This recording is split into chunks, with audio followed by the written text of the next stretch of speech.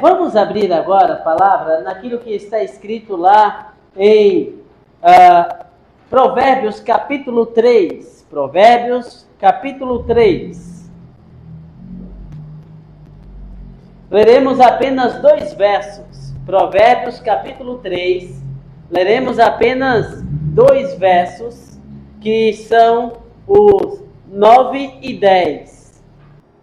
Honra ao Senhor com os teus bens e com as primícias de toda a tua renda, e se encherão fartamente os teus celeiros e transbordarão de vinho os teus lagares. Você considera-se um mordomo fiel? O grande desafio é que você seja achado fiel. E é interessante porque o Senhor Jesus Cristo também, a exemplo do que faz aqui Salomão, discorre a respeito desta questão.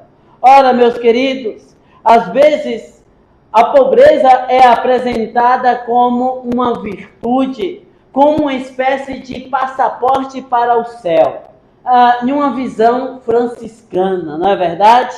Mas é bem verdade também que, por outro lado, a riqueza, por vezes, ela é descrita como algo a ser buscado, e uma vez tendo sido alcançada, logo é apontado como sendo uma grande bênção de Deus.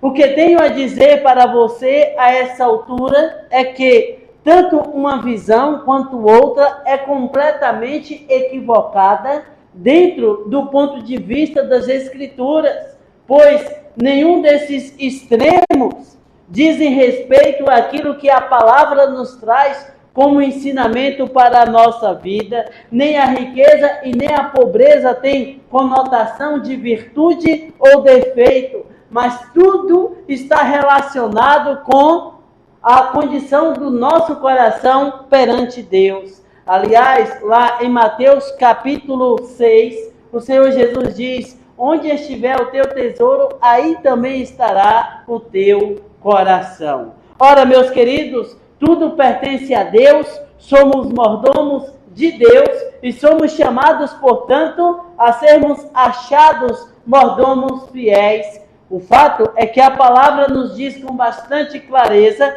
que Deus é o dono do universo, pois diz: dele é todo o ouro e toda a prata, de Deus são as aves dos céus, os animais do campo, os peixes do mar, pois ele tudo criou e a tudo dá vida e sustenta. É exatamente isso que nós encontramos na palavra de Deus, de modo que todos nós somos chamados e somos desafiados a sermos bons mordomos.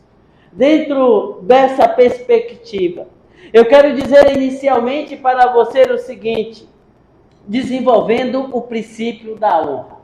E isso é bastante interessante, porque o verso 9 aí do nosso texto diz o seguinte, Provérbios 3, verso 9: honra ao Senhor com os teus bens. Sim, meus queridos, honra aqui significa atribuir ao Senhor a mais alta estima. É a consideração que você faz de que todas as coisas pertencem ao Senhor, inclusive a sua vida. A palavra é muito clara quando ela diz assim: porque nele nós vivemos, nos movemos e existimos. Porque dele, por ele e para ele são todas as coisas. Portanto, exatamente tudo pertence ao Senhor. E aí é interessante que o sábio Salomão diz que você deve honrar ao Senhor, ofertando a Ele o seu melhor. Você não é chamado, você não é desafiado a ofertar ao Senhor aquilo que sobra da sua vida, aquilo que sobra do seu tempo, aquilo que sobra do seu recurso. Não. A palavra te desafia a que você oferte ao Senhor o seu melhor. E aí você precisa lembrar-se com bastante clareza que a palavra nos diz que o Senhor nos ofertou a primícia das suas criaturas. O Senhor deu o melhor dele para nós, o seu bendito Filho Jesus Cristo. E aí, nós precisamos ter esta clara consciência à luz da palavra de Deus. Foi o Senhor quem te possibilitou a vida, por isso devemos estar a serviço dele. Quem retém de forma avarenta não entendeu o princípio da honra. E aqui, a ideia das primícias diz respeito a uma lei espiritual, porque ela permeia toda a Escritura. Durante todo o texto sagrado, o Senhor te chama e te desafia a que você oferte a Ele o seu melhor. Conta-se que certa vez, o pastor queria convencer um fazendeiro, um plantador de café, a ser dizimista. E aí conta-se que o pastor está caminhando lá na roça com aquele irmão, com o plantador de café. E aí, num dado momento, o pastor pega ali 10 grãos de café e diz: viu, irmão, dizimar é isto. O Senhor te deu graciosamente 10 grãos. E você, como forma de gratidão, pega 1 grão e oferta ao Senhor. Aquele homem, por sua vez, pegou 10 grãos e disse para o pastor: pois é, pastor, dizimar em cima de 10 grãos é fácil. Eu quero ver dizimar em cima de 10 sacas. Ou seja, a ideia é o indivíduo que tem no coração o sentimento de gratidão, ele ofertará ao Senhor as primícias, sendo ele assalariado ou sendo ele um milionário. Porque não é uma questão de valor. Lembra aquela situação que Jesus contou da mulher que deu uma única moeda? E Jesus disse que aquela mulher tinha dado mais que todos. Então não é uma questão de quantidade, porque tudo está ligado ao coração. Lembra lá do porquê que a oferta de Caim foi rejeitada? Porque o coração do adorador estava comprometido. Então tudo está relacionado com o coração do adorador. E é exatamente por isso que Salomão chama a atenção dos seus leitores e fala da importância do princípio da honra. E é verdade que alguns fracassam neste sentido. Infelizmente, alguns campos padecem por conta da infidelidade, porque as pessoas estão ali, mas elas não entendem o princípio da honra. Elas não entendem essa ideia de ter um coração grato a Deus, dentro daquela perspectiva trazida lá por Salomão, quando ele fala em Eclesiastes capítulo 5, que o Senhor dá a vida, a condição para o trabalho e também a condição para usufruir do resultado do trabalho. E aí, aqueles que entendem a ideia do princípio da honra, dizem: eu preciso devolver ao Senhor a parte que lhe cabe. E tudo está relacionado com o coração. E aí eu preciso dizer para você o seguinte: esses bens nos foram confiados por Deus e devem estar a serviço de Deus. Retê-los de forma gananciosa e avarenta é, por sua vez, desonrar a Deus. Interessante que dentro daquele contexto maior de Malaquias capítulo 3, onde as pessoas só trazem à memória o verso 10, na verdade, quando nós olhamos o contexto ali de Malaquias 3, o profeta está chamando, na verdade, o povo a que tenha um coração fiel a Deus. E ali, Malaquias não escreveu aquele texto para falar de dízimo, mas de vida com Deus, de fidelidade ao Senhor. E a igreja, ela precisa sempre trazer isso à memória, trazer isso ao coração.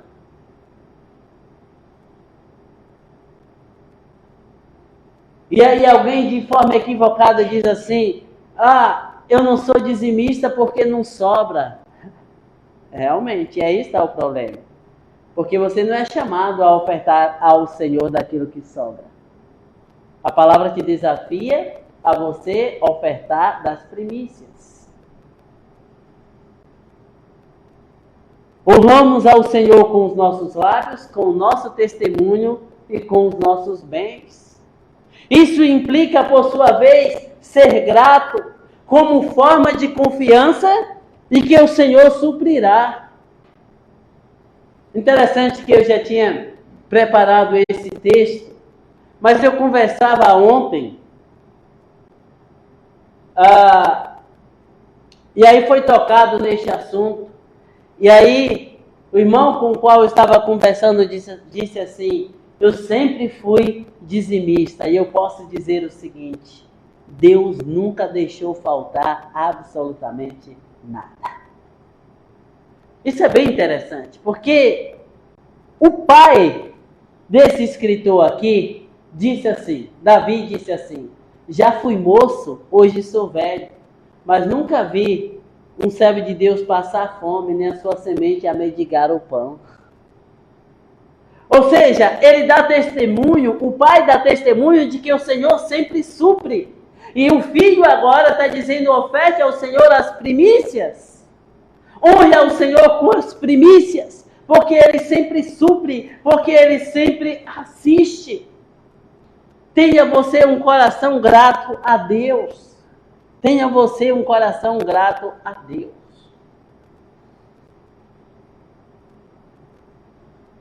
E o Senhor certamente há de suprir as tuas necessidades. Estabelecendo prioridades. Ainda no verso de número 9, Salomão continua e diz assim, aliás, eu lerei todo o verso 9.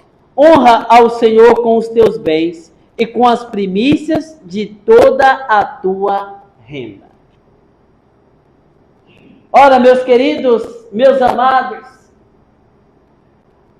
as primícias aqui, elas são significativas no que diz respeito ao lugar de onde essas primícias saíram, bem como também indica o grau de importância que a obra de Deus tem para a nossa vida.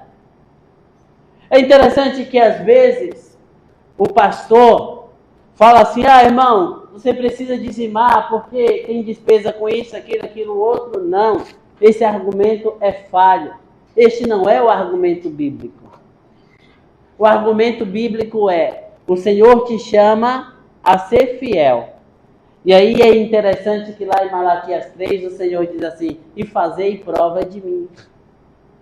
Ou seja, seja fiel e veja se abençoarei ou não a tua vida. E veja se abrirei ou não as janelas dos céus. E veja se repreenderei ou não o devorador. Então, o crente não paga o dízimo. Ele devolve. E faz isso em forma de louvor. Por isso que nós cantamos quando nos dirigimos ao gasofilácio. Porque nós estamos adorando. Porque nós estamos dizendo assim: obrigado, Senhor, pelo trabalho, pela saúde para trabalhar. Eu estou devolvendo uma parte, abençoa as 9 e que elas prosperem. Sim, porque os versos 9 e 10, no primeiro momento, fala-se a respeito de propósito e depois fala-se a respeito das consequências.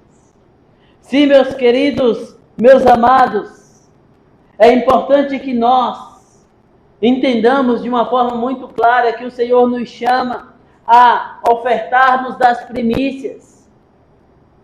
E conforme disse e repito, não das sobras.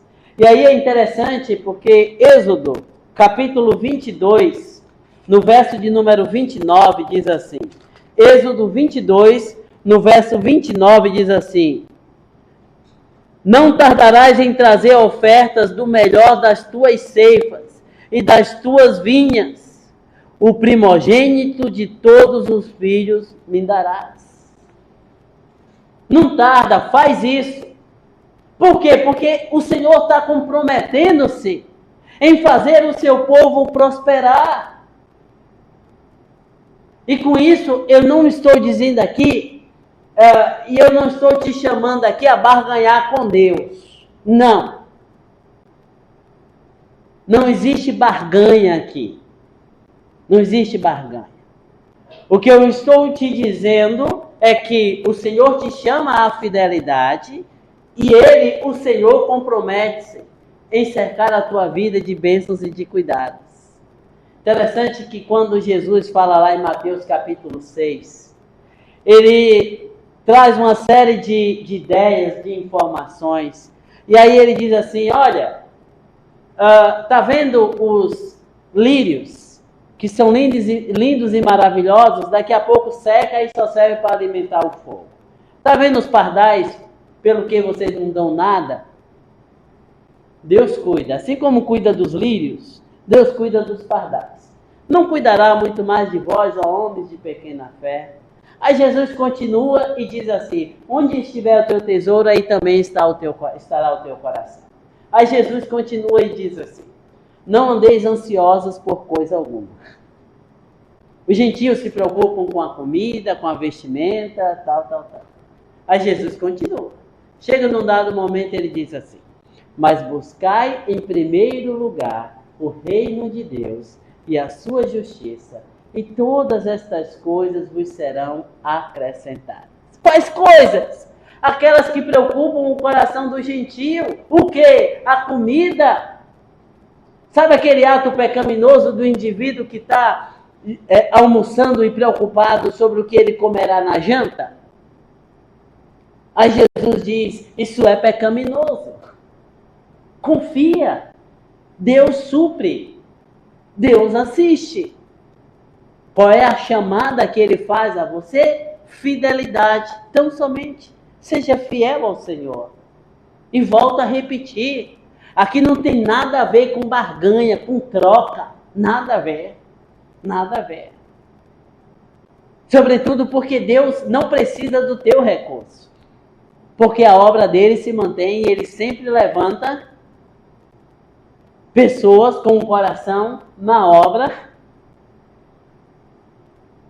e que faz acontecer. Ao longo do meu ministério, Deus já fez umas coisas assim que eu falo assim, que meu Deus, que coisa fantástica. Eu tenho alguns testemunhos, não vou me deter neles, mas já teve situação assim de eu estar no campo, né? Por exemplo, a congregação tinha crescido muito e agora o que fazer? Porque o espaço não cabe mais. E aí eu falei para a igreja, irmãos, nós precisamos aumentar esse espaço, mas a questão é o recurso. Eu dou um boi, eu dou isso, eu dou aquilo. Não sei, deu o quê? Não deu 6 meses. Acho que não foi isso. Nós já estávamos dentro de um espaço que era o dobro daquilo que nós tínhamos. A igreja olhava e as pessoas maravilhadas falavam assim, que foi isso que Deus fez? Nem parece aquela nossa igrejinha. Estava lá em outro momento, terminou o culto, o irmão chegou junto de mim e disse assim, tá feinho o tempo, né, pastor? Falei, tá. Aí ele falou assim, eu vou reformar isso aqui. Na outra semana tinha uma equipe lá, pôs forro na igreja, pôs ventilador novo, tirou os bancos velhos, colocou cadeira nova e tal. Tá bom, pastor? O que você... Tá bom, pastor? O que você... Tá ótimo, meu irmão. Bênção pura. Ah, não, mas faltou o letreiro. Vou mandar pôr o letreiro também. Irmãos, quem faz isso é Deus. É Deus que supre, que assiste. Por isso nós somos chamados tão somente a confiar. Lá em Jeremias capítulo 33, verso 3, ele diz assim, clama a mim e respondeste-ei, e anunciar-te-ei coisas grandes e firmes que não sabes. Confia, clama. Está difícil. Talvez com a sua visão limitada e com seus parcos recursos, você olhe e não veja o horizonte. Deposita diante do Senhor. Você tem sido fiel? Conta para Deus. Fala assim: Senhor, a situação é esta. Seja fiel, diz o Senhor, e fazei prova de mim. Depois, desfrutando das ricas promessas. Verso 10. Olha aí a consequência. Que diz o seguinte: e se encherão fartamente os teus celeiros, e transbordarão de vinho os teus lagares. Ah, meus queridos, ninguém sai perdendo ao confiar na fidelidade de Deus. Deus é fiel, não a mim e a você. Ele é fiel a Ele mesmo. E Ele diz assim: seja obediente e veja o que acontecerá. Interessante que o Senhor Jesus, em um dado momento, Ele diz assim: se vós estiverdes em mim e as minhas palavras estiverdes em vós, pedireis o que quiserdes e vos será feito. Creia, confie e veja e experimente a fidelidade de Deus. E aí nós precisamos dizer o seguinte: as suas bênçãos não se limitam à questão financeira, mas sobretudo diz respeito às bênçãos espirituais. E aí eu já disse e repito, que a maior das provisões de Deus para com as nossas vidas foi o seu bendito Filho Jesus Cristo. As outras coisas são só outras coisas.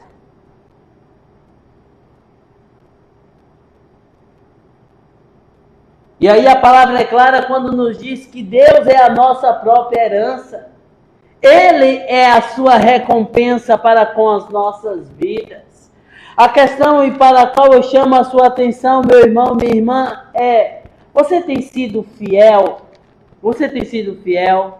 Ou você tem sido como aquele plantador de café que citei lá atrás? Se o seu entendimento é ofertar ao Senhor daquilo que sobra, acreditem, nunca sobrará. Mas se você tem um coração devotado ao Senhor, e se você tem a convicção de que Deus é aquele que supre, creia, as provisões virão. Em Deuteronômio capítulo 6, a partir do verso 10, diz assim: havendo-te, pois, o Senhor teu Deus introduzido na terra que sob juramento prometeu a teus pais, Abraão, Isaque e Jacó, te daria grandes e boas cidades que tu não edificastes, e casas cheias de tudo o que é bom, casas que não enchestes, e poços abertos que não abristes, vinhais e oliveiras que não plantastes, e quando comeres e te fartares, guarda-te para que não esqueças o Senhor, que te tirou da terra do Egito, da casa da servidão. Guarda-te, que não te esqueças do Senhor.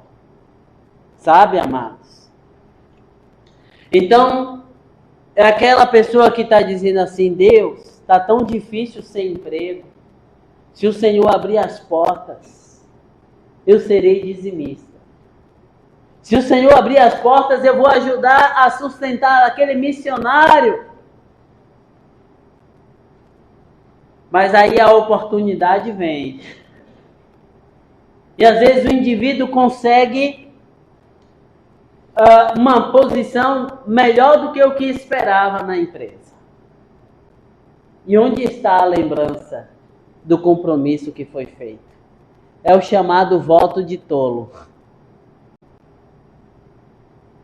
O indivíduo até consegue entrar na empresa,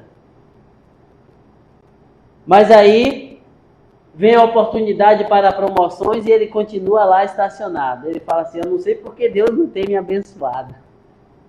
Eu tenho potencial. O meu network é até bom, mas não sei porque a coisa não tem acontecido. que será? Meu amado irmão,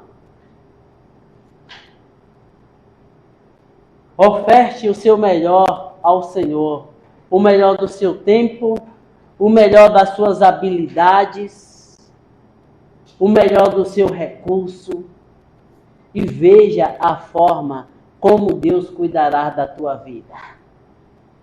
Eu não estou dizendo que você vai enricar, porque eu estaria sendo um charlatão, porque Deus não me falou isso. Mas o que está claro na palavra é que o Senhor diz: seja fiel e veja se cuidarei ou não da tua vida. A pergunta que fiz inicialmente, eu volto a repeti-la. Você tem sido um bom mordomo? Você tem sido um mordomo fiel? Você tem ofertado o seu melhor ao Senhor? Ou, de repente, no auto-engano, você tem procurado ofertar ao Senhor daquilo que sobra, pensando que está em negociação com Deus? Não. Não dá para negociar com Deus. Ele é Senhor e tu és servo. Ele é o doador da vida e da força, da inteligência, da capacidade. Já fui moço, hoje sou velho. E esse é o testemunho do salmista. Mas nunca vi o servo de Deus passar fome, nem a sua semente a mendigar o pão. Deus supre. Deus assiste. Creia e experimente da fidelidade de Deus. Amém? Amém. Vamos